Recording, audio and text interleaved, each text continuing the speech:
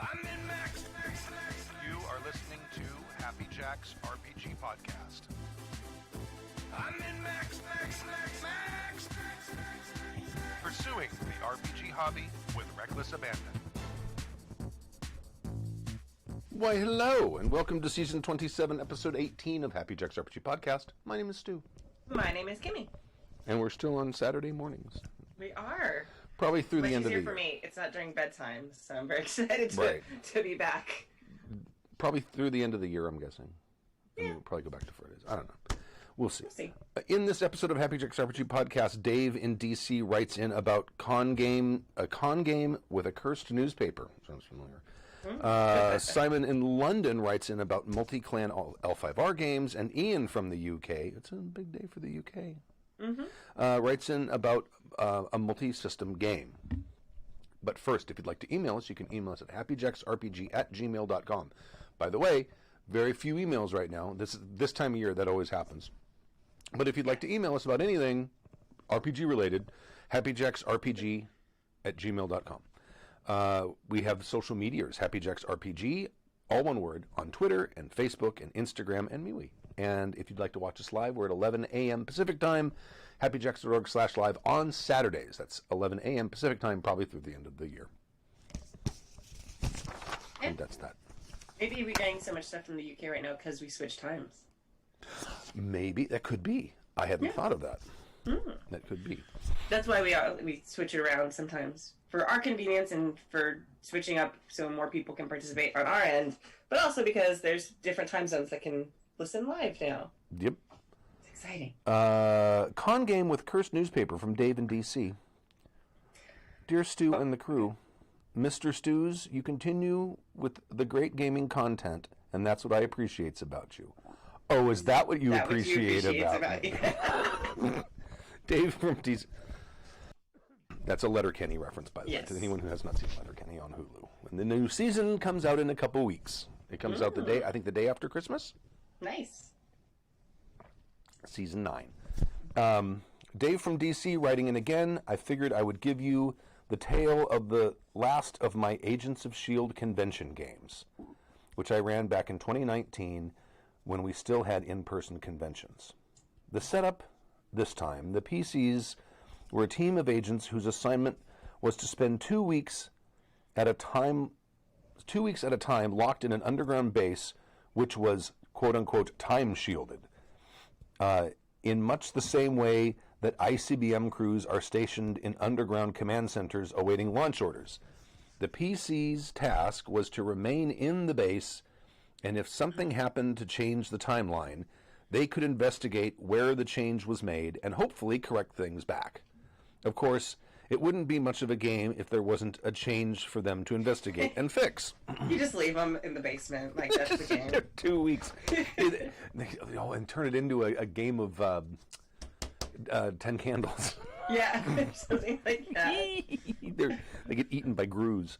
Yeah, or some social game where they just have to survive and not kill each other by being stuck in the basement together. Dread. They have played Dread, and if it collapses, one of them snaps and tries to kill somebody because they're. Yeah, there we go.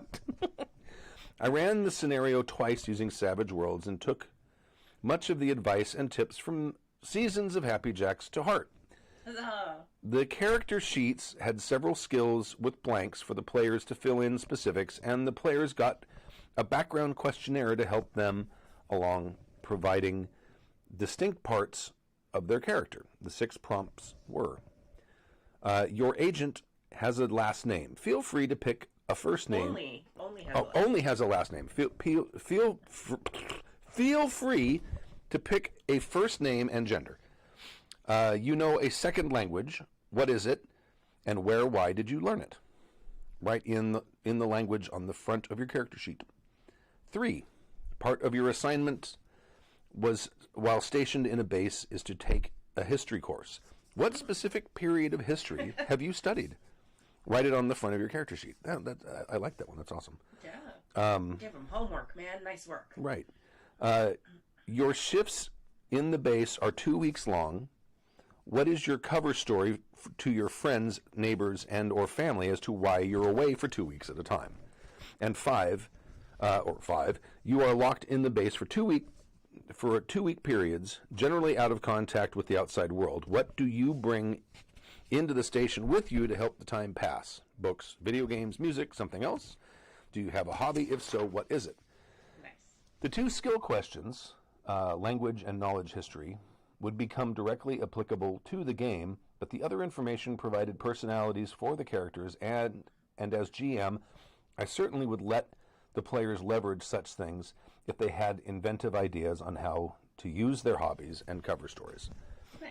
One of the characters also had some background info that he was very suspicious of the assignment, and every time he reported for duty, he would pick up a copy of the free local weekly newspaper from the newspaper box. These still existed back in 2019 at the time I wrote the game. They're still around. We have those in LA Weekly and OC Weekly, those little like local music rags. Yeah. Or art rags, I guess. I don't know what you'd call them. I mean, 2019, that was... I know, it seems forever ago, but it was only a few months ago. I mean, we still haven't hit we're a year still ago. fighting a virus named after that year. Yeah, Come on. It's not that don't long jinx ago. it, Sue. Don't jinx it. We're like 2250, and we'll still be doing COVID-19 fighting. But I mean, that was only like last year. And I think 2020 is getting a bad rap. I think 2019's to blame. There we go. Because, I see that. fuck, it's not called COVID-20. That's Although true. there might be That's one. true. Let's hope not. No. Why would you say that out loud? That character also got a 19 back in the game. And then when he left the base at the end of his tour, he would go back to the box, root around in the bottom, and grab an old copy of the same newspaper and would compare them and look for changes. Interesting. I like that player. That's awesome. That character, that gives the GM all kinds of shit to work with. Yeah, that's fantastic. I'm going to check the newspapers. Do I see anything? Oh, yeah. Yes, of course you always see. Every time you check, you're going to see something different. Fuck. Amazing. The character also got a prop. Of the newspaper. That's right. I decided to use the newspaper prop. Yes, Stu had this go sideways not once but twice in the past. I thought he said he took like advice from our show. Like he listened, including and bad from advice. Oh, okay. He takes bad advice too, because we offer both. Yes, we do. Definitely true. At least we try to keep it balanced. Yeah. I decided, yes, Stu had this go sideways not once but twice in the past, but I could learn from the podcast. I could mitigate any shenanigans and use this as an effective prop, I hoped. The timeline was indeed changed, and the PCs emerged from their time-shielded base to a world much resembling the Man in the High Castle, a world in which the Allies lost World War II and the Nazis and Hydra ran things.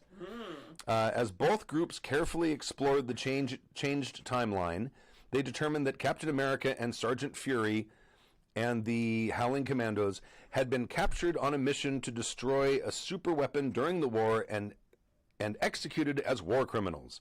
But the specific mission was the key. Both groups of players thought to revisit the newspaper box, which provided a second prop newspaper from the same date, but of course with changes. I fully expected the players to compare the two and move on to the next plot hook contained therein. There were only 2 relevant articles in each. The relevant, that's what gets you every time. You don't know what's relevant. Players decide what's relevant. That's true. The first, a national news article, which talked about a recent shield raid on a secret Hydra base, which was the scenario from one of the prior con games, and an Easter egg for any players who might have remembered the game. In the altered timeline, the article was similar, but reported a Hydra raid on a resistance cell. The second article was a key piece of info, so it was ignored, I'm sure. The local human interest story about how Captain America had recently visited a local World War II veteran for his birthday. This NPC was named, and biographical info about how he served on air crews during the war, which delivered Captain America and the Howling Commandos on secret missions to occupied Europe. In the altered timeline, the article was was a police blotter article about how the police had responded to a call in a nursing home because the same named NPC was delusional, disruptive, and claimed that things were wrong. Aha. The first group was on it and realized they needed to figure out what mission Cap had been captured on and that they needed to talk to the veteran. They were off to the nursing home, and through roleplay, bluffing, and guile, they managed to get in and talk to the vet, get the necessary info, and ultimately travel back to set things right. The second group, it isn't that they fixated on the wrong info from the newspaper prop. They didn't consider it at all. They simply were not interested in comparing the two at all. They kept asking about different ways to research for more information and didn't bother to look at the two physical props lying on the table in front of them. To use the old saying, it was like pulling teeth to get them to even bother to look at the newspaper. I know, as a GM, I should have a plan for several different ways to have PCs discover critical information, but you think handing it to them would suffice, don't you? Discover critical information, so some of the blame rests with me. But for goodness sake, if a GM at a one-shot con game actually makes a prop, two of them, which could be compared actually, and provides it to the players, maybe they should look? Maybe? So I guess I overcame the curse of the players fixated on the wrong information in a newspaper prop, but I couldn't get one group to even nibble at the plot hook sitting in front of them in the form of actual props. Live and learn, have a drink, and keep up the gaming. Dave in DC. Huzzah. Yeah, that's it's like, there's a newspaper in front of you that I made for this game for you. Two from the same day. And they look different for some reason. How could that be? I love it. Yeah, this is amazing. Unless he made them too similar, they didn't think they were different. They thought it was just two copies of the same thing. Oh, maybe like if different people each picked one up and they kind of just glanced over at the other one and they looked similar. Right. You'd have, I mean, maybe making them like very different, like having a totally different image in a different place. Like that would be a lot more work. So you'd have to do a completely separate layout. And you'd think they'd just like read on a time travel game, but okay. Maybe you've got those really exceptional, I'm doing air quotes for people who can't see me, players who like want to do it the hard way. They're like, oh no, that's too easy of a clue. Like we've got to like find the real thing.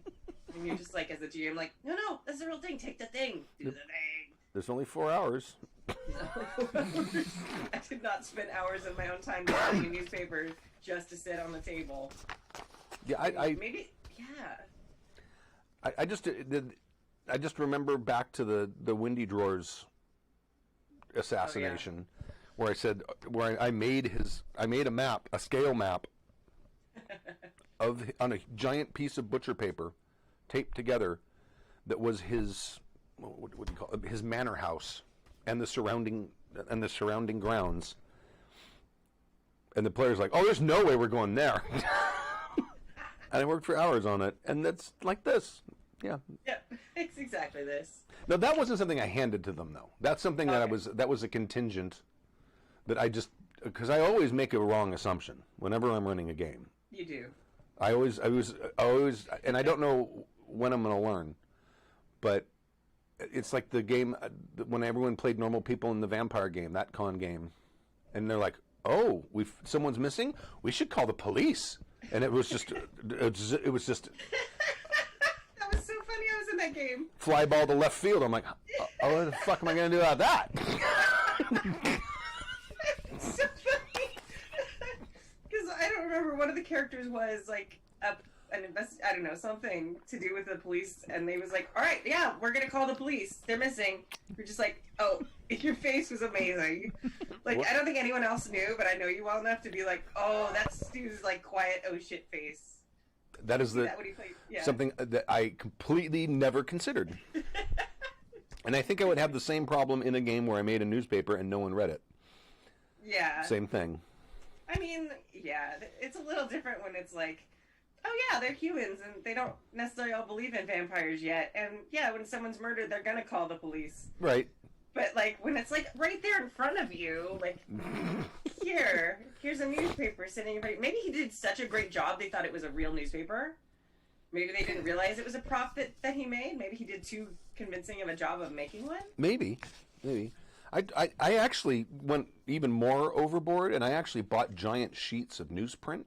I know you did. Yeah. The problem is the big sheets of newsprint, because I was going to make a full size, not one like a real tabloid size newspaper. Yeah. Which, because my printer's wide carriage, it prints up to 14 inches wide.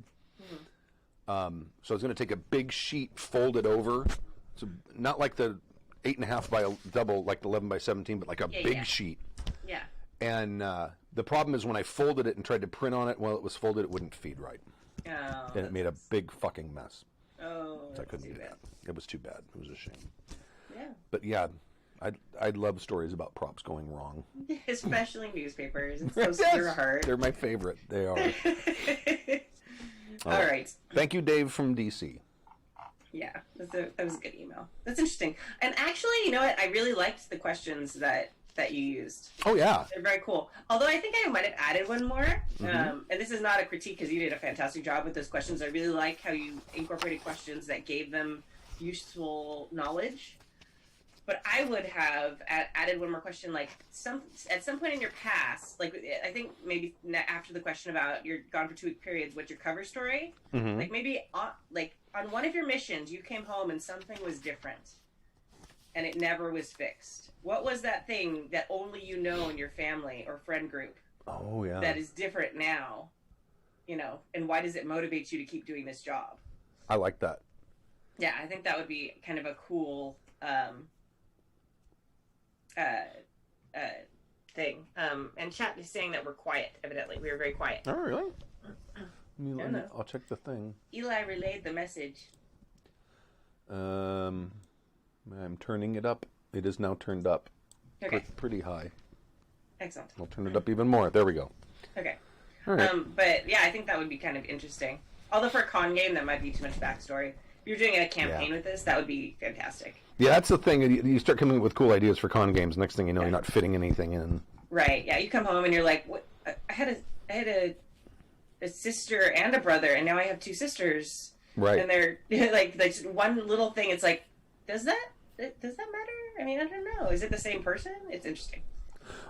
There's a picture on the wall of someone, and you have no idea who it is. Yeah, you're just like, I don't know who that is. You come home and like your dad is a different guy than he was before. He's still your dad, and he evidently loves you, and he's fantastic. But it's like totally a different person than you remember. Right. Yeah, that's a very fascinating concept. I'm interested in this now. All right, multi-clan games and L5. Oh. I have to say, good conceit on how to run a time travel game, so that because the players are basically buffered from the consequences of time travel, because they're in the time travel silo.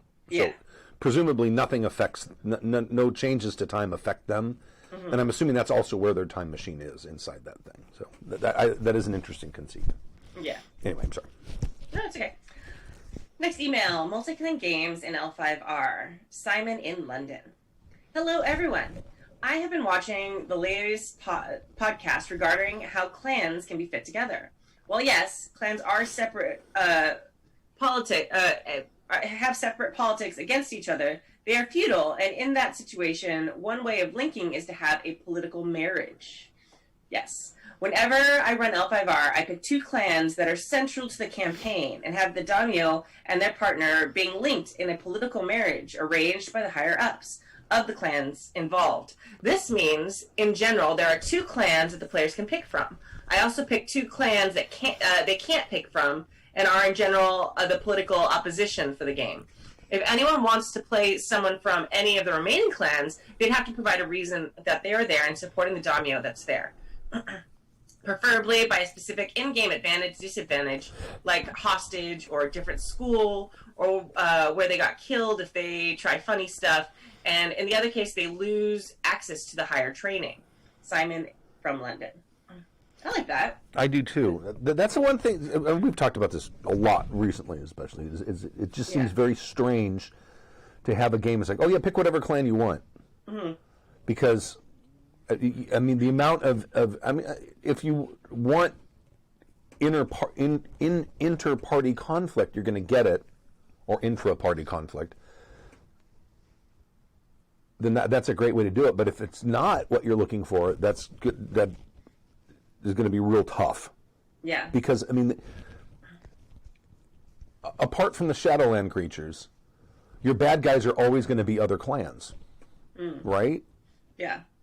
That's all you got. So, but I like the idea of like picking a couple of them so people have, or maybe even three. Maybe it's like a these clans are allied for a specific thing or a specific incident, or something's happened, or they think maybe the lion have done something shitty, and so the crane and the scorpion and the crab are all like joined together to try to figure out what kind of tomfuckery the lion are up to, or whatever. Yeah. I think it's interesting the marriage thing. I think a lot of campaigns, and I think this we have talked about this before, but I we've never played a game. I mean, we did play one game like this actually, where you let us pick whatever clan we wanted. Right, but you're still descendants of the original family. Well, we are now. We weren't actually like biological descendants. The people that the main clan were, but our characters weren't. Our characters. I thought in the last. No, we were given the swords because we were serving the family, so that was like our honorary welcome to the family when we got. Am I thinking of the previous? Yes. I'm thinking of the previous one. Oh, okay, all right. Yeah, that was There've been many. Yeah, that was the one where everyone picked a descendant of someone, but they had married off to different clans. Yeah, that one was super cool, except that we never finished it. And but I think like that last one, it was like a major threat that was, Ronin, we were brought together into the same family, so even though we had traits and kind of conflicting personality types, we still all had that same goal. Right. But I think if people are in all different clans, it's super hard if you have all different clans, but like if there's some giant thing that's like an outside existential threat from the darkness or something that's threatening all the clans, or everyone sends a champion to protect the emperor or something for as long as you can find that single goal that they all would agree on, you can kind of make it work. Yeah. But I've never really understood playing that. It doesn't appeal to me as far as, even though it's how the game's designed. Right. Good suggestion. I like that. Political marriages. Very intriguing. Yep. Thank you, Simon, from London. Thank you. Yes. Multi-system game from Ian. I'm assuming that's pronounced Ian. In the UK. Greetings, Stu and the crew. I've recently been in a campaign, and I thought you would find it interesting to discuss. My friend, who I'll call R, ran into a problem that she owns 1 billion RPGs, but barely gets the chance to try any of them. To solve this... All right, Ian, I know that we're friends, but you didn't have to write an email about me. I mean, come on. Sorry, go ahead. Sorry about To solve this, she came up with a campaign premise that the PCs would be traveling between different dimensions in the multiverse, kind of like the TV show Sliders, or the role-playing game Riffs. We would follow an episodic format where every session, or a handful of sessions, we jump to a new universe, at which point we change what game system we're using, and since most of the group are avid GMs anyway, change who's GMing next. Oh, that's pretty nifty. Interesting. Yeah. Obviously, this means trying to stick to systems where at least the basic rules are concise. No rollmaster or hero system here. We have been having fun, having been some fun one-page systems like lasers and feelings. There have been some. There have been some fun one-page systems. Right. I was trying to edit something that didn't need editing. Yeah. Like lasers and feelings. R has been pulling out all her weird artsy indie games no one else has heard of, and I've had a lot of success sticking to different Powered by the Apocalypse games since the dice rolls and ways moves work is consistent across all of them.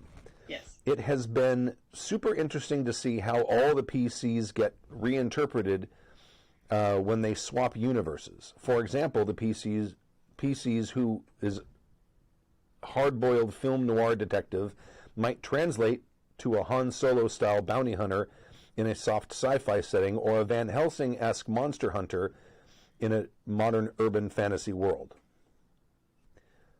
Here are some observations I have had. 1. When the setting is impermanent and the only constant is the PCs, intra-party relationships become extra important. This hasn't been an issue so far since this group is very into character development and role-playing. In our Monster of the Week arc, it took 3 sessions for us to stop talking about our feelings and finally get around to actually stopping the monster on the loose. I can imagine that if we hadn't made characters who were pretty gung-ho about saving anybody in trouble that we encountered, the constant rotating cast of NPCs would be a detriment, but as it stands, it's working well. I don't know, they might get to this, but I have a huge question with this. Because most PBTA systems have some sort of mechanic between the characters. Right. And so I'm interested to see like how that swapping from different PBTAs influences, like messes with that. Because like there's influence in masks and like all these different things in these different systems. So yeah, it's kind of interesting mechanically. The relationship mechanics between all those things and how it would swap and how that would change the game and the flavor of the game, and how would you carry that across to another system? Right. Like if you were playing masks and you had influence over somebody and you jumped to a different system, I'm interested to see how they kind of translate that piece. Right. Write another email, tell me. 2. As an experienced GM, I should not be trusted to judge how complex a game is for newbies. That's true. One of our players, who has practically no experience with RPGs before this campaign, tentatively wants to try GMing Fate. Ooh. I thought, great. Fate's mechanics are fairly simple, and I've found the main barrier to understanding it is that it's a paradigm shift for people who are used to more conventional games. So for an inexperienced gamer, there should be no issue. Yeah, no. Turns out that Fate is still a lot of rules to remember while concentrating on GMing for the first time. Plus, I think Fate being so open-ended in how you resolve things causes its own problems, since it means she must make judgment calls as to how to mechanically model any conflicts rather than everything being rigidly defined up front. Yeah. Given that this first-time GM is an avid writer and storyteller, do you guys think it would be better for her to run a game where she doesn't try to engage with rules much and just focuses on getting to grips with things like portraying NPCs, pacing, and other story-related stuff? Or do you think having a more strictly defined simulationist rule set would be easier to fall back on when she's unsure what to do, even if it means having to memorize a bunch of crunch? I think that's a really personal question, really depends on the person. My advice for new GMs is always go with what you're interested in. Like, if she is interested in Fate, like, great, do Fate. Don't be, if she's not, trying to force yourself to be interested in a system guarantees you're going to GM it poorly. Or at least not as well as you could if you were, like, actually excited and hyped about it. But, I mean, it's, it's two sides of the coin. Like, if she's being honest with herself, like, hey, do I feel comfortable making up a bunch of story on the fly with Fate, being much more improv style, great. That's a choice that she can make.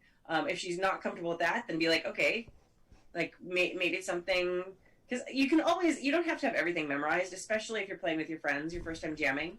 Like, you're not going to be the person who's like, oh, well, on page 235, da-da-da-da.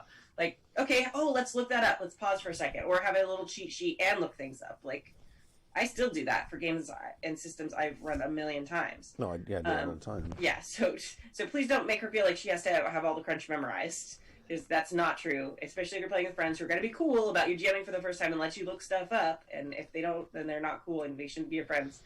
Yeah, so they're different flavors. Just see what she's more comfortable with, and that's like a decision for her to make, I think. Yeah. My only concern with Fate is Fate is it is a paradigm shift in role-playing games. Yeah. It is extremely different. And I wonder if she's going to, I'm assuming you're going to use like Fate Accelerated or something brief, rather than as opposed to like Fate Core. Mm-hmm. So it's something that's a little lighter rules-wise. But I wonder if she's going to end up being like, read through it, figure out how to run it. But if you're not playing with players who are familiar with that style of game, mm-hmm. I would think that you're going to end up having problems. I don't know. It almost seems like if you're going to play something like that, it takes a while for people to kind of get what's going on with it and understand that it is different, and you kind of have to go into it with a slightly different mindset than you do with a traditional role-playing game. Yeah. That would be my only concern with Fate, because it is extremely different. Yeah, and I mean, honestly, if you guys have been playing a bunch of PBTA, like have her start with PBTA. That's a nice kind of middle ground. If you say that she's like really good at coming up with stuff on the fly, she's a writer, she's very creative. I think it's the best practice to try and GM whatever you're most familiar with to start with. Yeah. If you haven't played Fate a bunch, then maybe don't try Fate for your first time GMing. Like once you've done it a little bit, then it's like, oh, I found this new system. But if she's played a bunch of Fate as a player or watched a bunch of like actual plays of Fate and really has kind of a good conceptual idea of what it is, maybe it's perfect for her. Yeah, I guess that if you're GMing something like that, that's very different. There's going to be some hand-holding for the players, and I think you have if she knows it well enough, then it'd be fine. But there's with that sort of paradigm shift in how the game works compared to traditional games, you're going to have to kind of explain to the players as you go, okay, this works differently than anything that you've played before. And here's why. Or you can flip that on its head, and if the players are really experienced in a system, they actually can kind of handhold the GM if you're a good group of friends. Right. So look at your group of friends, too. If a bunch of you have played Fate and are willing to kind of like walk her through, field trip her through it, hold her hand, if she needs it, she may not, that can work out great, too. I'll agree. Observation 3. If you don't want your arc to drag on, you really need to introduce your conflict quickly and efficiently. Doctor Who is a great example to emulate here. Every episode, they drop into a new time and place and waste no time telling you everything you need to know in time for somebody to horribly die by the end of the cold open. Yeah. I know you've talked a lot about one-shots and con games before, so do you have any tips for keeping a tight focus during episodic adventures? Yeah, like make it really obvious. like you said, like, oh, someone dropped dead in front of you. It looks like poison. Must be important. It's like they have to literally step over the body to ignore it. Like make it in their face for those kind of things. And I think you need, especially if people are trying to be limited to one or two sessions, you need to make the story simpler than you think you do. Yeah. Because if it's a mystery, like say it's a murder mystery and you got a body and they need to figure out who killed the guy, don't have a bunch of red herrings and a bunch of stuff that leads to people who aren't the guilty party. Because in your 4 hours, you're only going to get so much done. And especially if there's a queue and there's another GM waiting to run the same party through yet again another system. For me, I've learned that from con games, which is if I make it too complex, and I always know because when I organize those, I always organize them by scenes. Like, here's the first scene, the introduction, characters introduce each other and figure out what the story is going to be, and then I have like maybe 4 or 5 scenes. But if I see I've got like 6 or 8 scenes, we're not getting through that. in a 4-hour game. It's too much. And make it flexible. I know we've talked about this in other episodes before, like the kind of the modular game design, where you've got your first scene, you've got your last scene, and the ones in the middle can kind of be moved around or pulled out. Like, oh, we're running short on time. Oh, I'm going to move up the clue they're supposed to find in scene, 4, and nope, scene 2. Oh, now you're skipping to the end. Okay. And the players don't realize that. Right. They don't know any different. I try and think of it as like you're on a train, and you've got the engine at the front, you got the caboose in the back, and as the players are walking through your train, you're just moving the cars around. They just don't know it.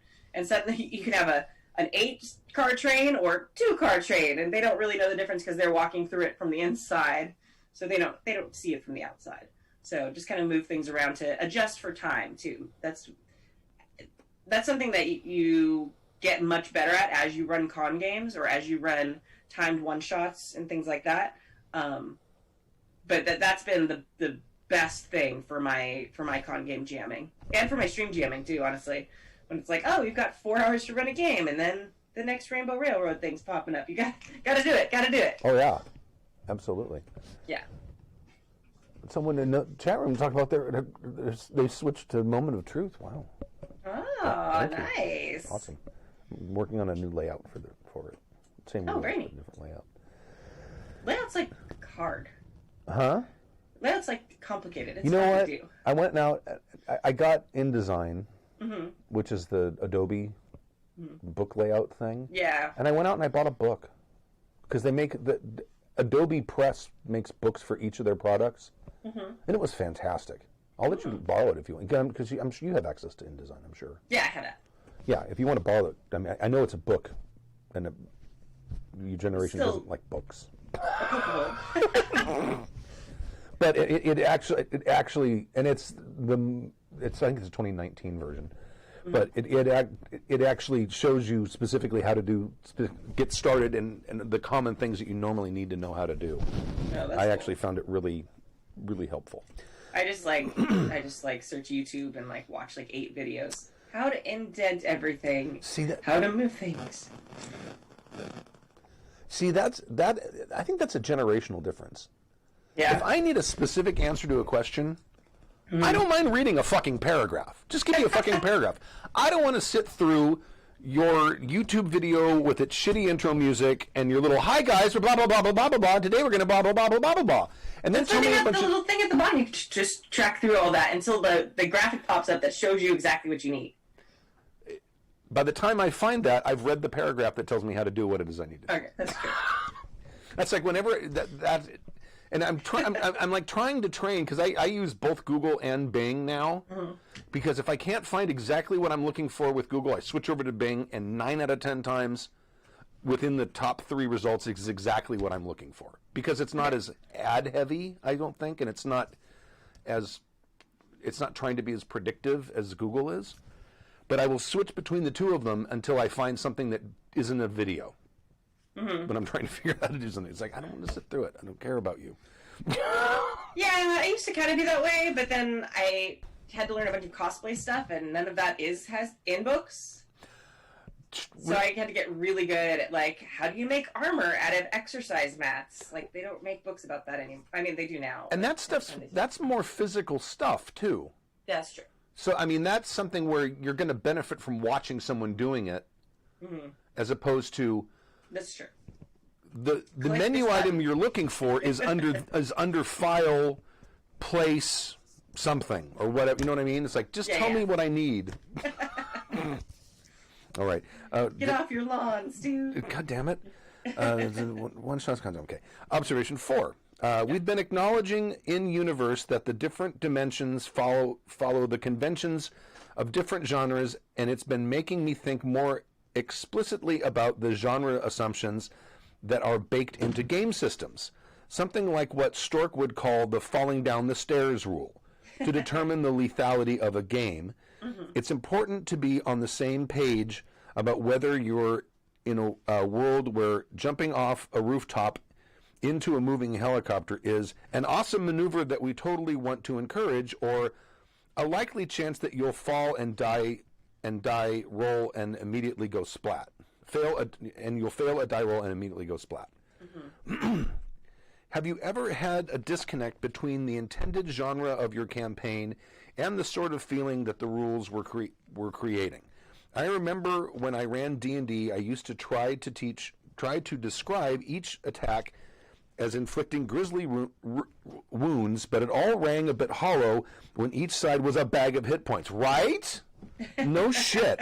That wouldn't actually be meaningfully impeded until their last hit point was gone. Right, exactly. This disconnect was completely resolved when I started actually treating PCs like mythical figures and having NPCs treat it as normal that heroes could take a cannonball to the face without going down through sheer toughness alone, because that was the sort of world they lived in. This is something that I've been really contemplating a lot as I've started doing game design. And I'm working on my own PBTA hack right now. And how much of that is actually baked into the system, I think, is often key. We talk a lot about how, as GMs, we need to set the stage. We need to, really communicate ahead of time as part of session 0 and stuff this is what we're looking to play. We're going to be, superheroes in the Wild West, but it's more like Batman level, highly trained humans than Superman. Right. Things like that. Really clearly communicating that, and picking a system that matches that. If you want to do gritty superheroes in the Wild West, you're not going to pick Masks, because Masks doesn't even have a mechanic to die. Your characters don't have hit points. They take conditions instead. So people characters aren't afraid of dying necessarily in Masks at more than an RP level usually. So I think that those are the two biggest choices to mitigate this situation. Is one, picking a system that reflects what you want it to, and does that well, and then two, ahead of time, really clearly communicating, being hey, so movies, I feel it's always the easiest way to do this. For me, at least, most people have seen the same kind of basic movies. We're going very Casablanca with this. Immediately, you and your players all know, oh, I know exactly what that is. Even if you've never seen Casablanca, Right, exactly. Everybody, we're going much more, 90210 than something else. It immediately brings that vision to your head. Mm-hmm. The 1990s Robin Hood movie, not the 2000s Robin Hood movie or whatever. So those differences, I think that clear communication helps with that. On the other hand, yes, I have been in situations where, and usually it's a con game, because my Happy Jacks friends would never make a mistake like that. I'm lying about that, by the way. But it's that one person who comes to the table at a con game who's played the system before usually, and has a predisposition for hey, I'm making this character in this system, I'm going to be this person. So it's kind of the equivalent of, and then they show up and they kind of try and I always have my characters pre-made, at least mostly, and they pick the character who's the most like the idea they already have in their head, and they kind of wedge that square peg into this round hole of a character sheet I've made, and they just go off, and they're just this character. I've mostly experienced it as a GM. And generally, I just kind of I think it's because I'm a teacher. I'm oh, okay, pat your head. Okay, everyone else, you do that thing. You, yeah, all right. And everyone else do the other thing. So, if people come to the table that hell-bent on doing what they want, then cool, okay. Right. Yeah, con games got to be a little more flexible anyway, because you just never know. But I remember I ran a GURPS Swashbuckler game. This is when the second edition GURPS, the first edition of the Swashbuckler rules. Mm-hmm. And they ended up really modifying the game by the time they came out with fourth edition to really give you sort of a spectrum of realism. Mm-hmm. And they didn't have that in second. Mm-hmm. And Swashbuckler is definitely one of those games where you want a cushion against reality. Yes. Because you're going to do things of daring do. Yeah. And when you do them, you don't want to have like what happened in that game, which was like they're pirates. And I don't know, I think they were pirates. And they were attacking some a Spanish ship, or I don't know whose ship it was. And one of the characters, I want to swing from the rope because their ship was pitched to the side, or the other ship was pitched to the side, and so there's a rope they could swing to the other ship. Decided to do that, and I was like, okay, make your brachiating roll, or I don't know what skill it was to do it. And they made that roll, and they failed it by like 2. So I said, okay, you swing across the thing, but you don't swing onto the bridge. You misjudged, and you let go thump right into the side of the ship. But you're high enough up where you can climb over the gunnel. Yeah. And then that turned into a comedic thing, which is they were looking for the cool thing, but they missed the roll, and suddenly they became sort of like the comedic foil. Yeah. And they were not cool with that. It's like, oh, I was trying to be cool. It's like, well, you missed your roll. What do you want? Yeah, something has to happen. So. That happens. I feel like this also happens a lot. Even if you do a lot of communicating ahead of time, L5R is kind of where I've seen this happen as well, where you have a world that is entrenched in traditions, and then you have a player who doesn't necessarily know those traditions, right, and doesn't necessarily understand completely the society that they're playing in, and they may not even be aware that they are doing it or meaning to do it, but they just kind of come in and play like characters that they've played before, and that can be highly insulting at times to people in this world, even if that's not their intent, and even if their actual character would know better. That's kind of the other scenario here, where even if you've done a great job of conveying tone, you've got someone who's kind of out of tone and they don't realize it. Right. Yeah, well, and there's things you can do to sort of mitigate that, make them an outsider. I'm sure somewhere in the L5R rules, there's rules for making someone who's not part of a clan. Yeah. Well, and the other problem with that, though, is sometimes they don't realize that about themselves. Oh, right. So, they're playing and they're thinking, oh, I'm an awesome samurai, very honorable. And you're just like, oh, God, they're going to talk to somebody again. What do I do? They're going to be impolite. No, don't talk. No! And, like, yeah. So, I mean, that's when you have, like, your cheat sheets of, hey, this is how you interact with people in this society. For everybody. Right. Everybody gets one. Have you read it, you specific person? No? Okay, everybody. Okay.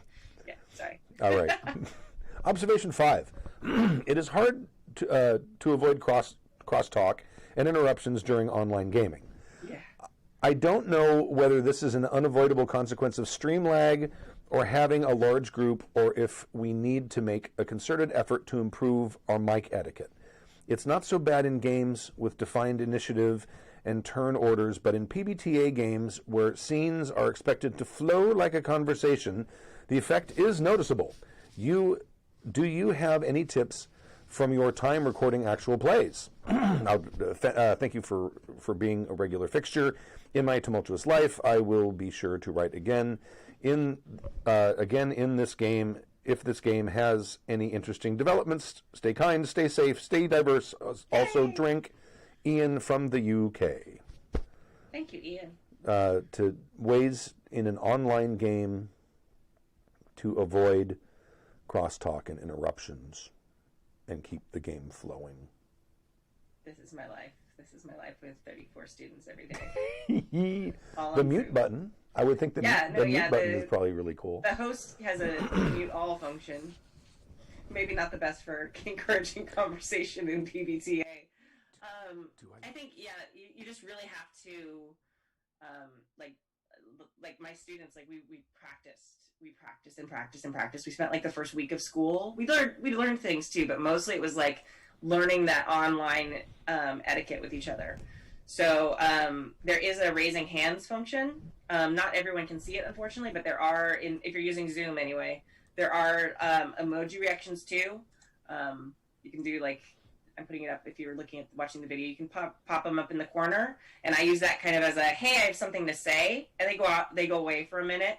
After a minute. Is that under reactions? Yeah. There's like the reactions tab at the bottom, and it's a way that people can show support too, and or clapping for each other at the end of a presentation or whatever without actually everybody unmuting themselves. So I've used those as signals before, like, hey, I have something to say, or just have someone like raise their hand, like, hey, like, just to kind of do that. As the GM, you can mute everyone and then selectively ask some people to unmute.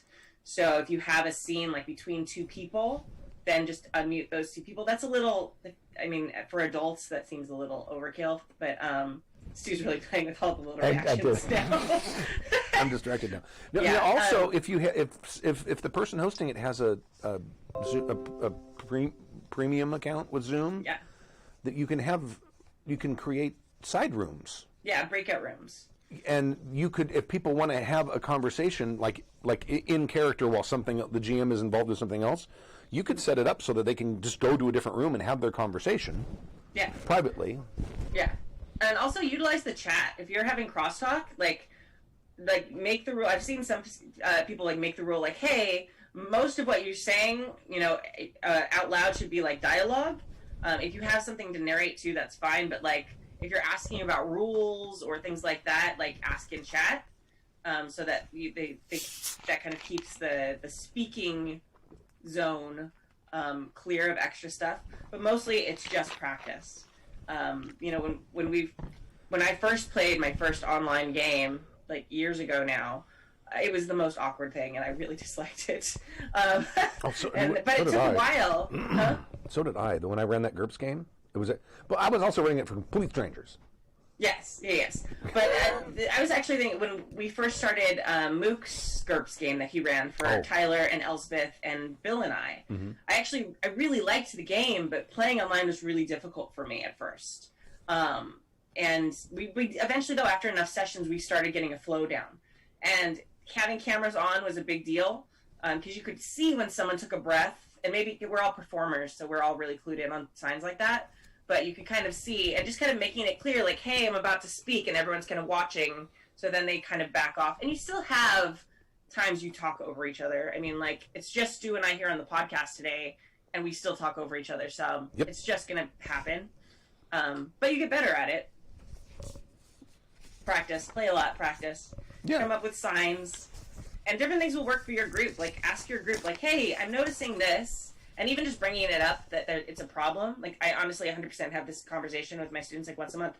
Hey, I've noticed that we're really starting to talk over each other a lot in class. What are some things that we can do to keep from doing that?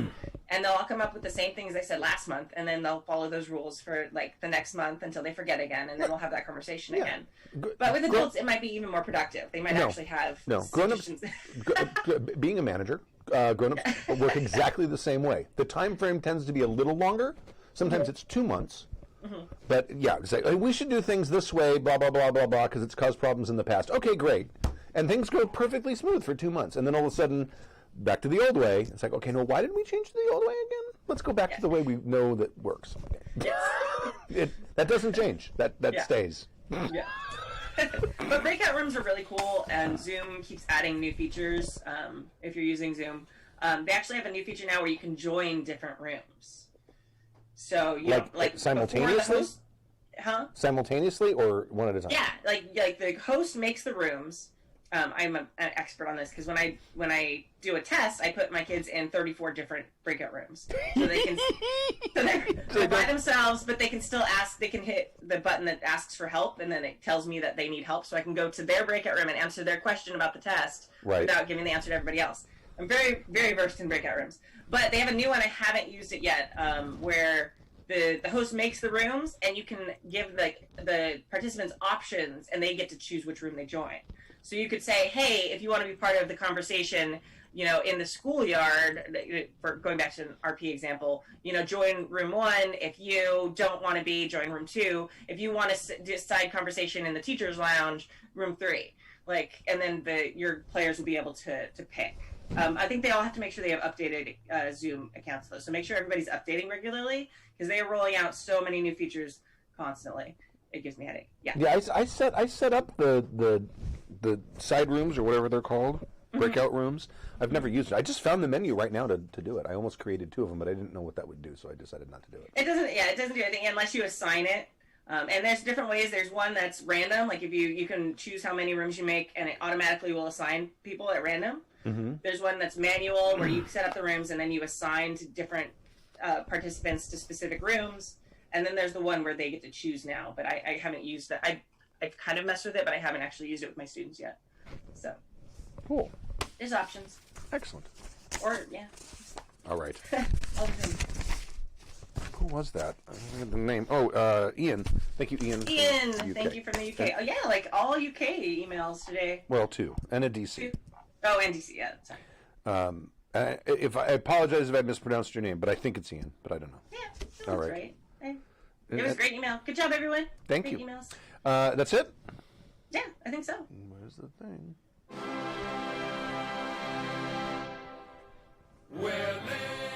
Thank you for joining us for Season 27, Episode 18 of Happy Jacks RPG Podcast. My name is Stu.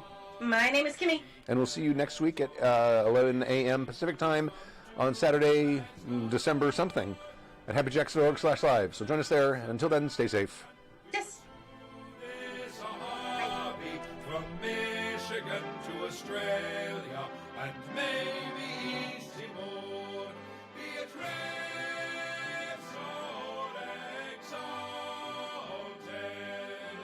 Girls or Dungeons and Dragons.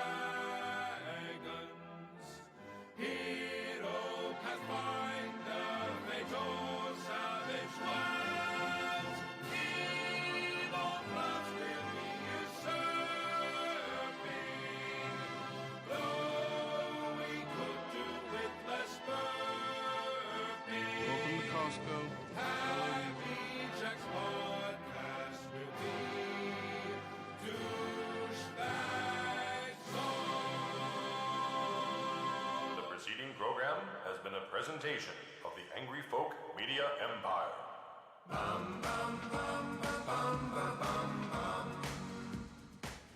Welcome to Costco.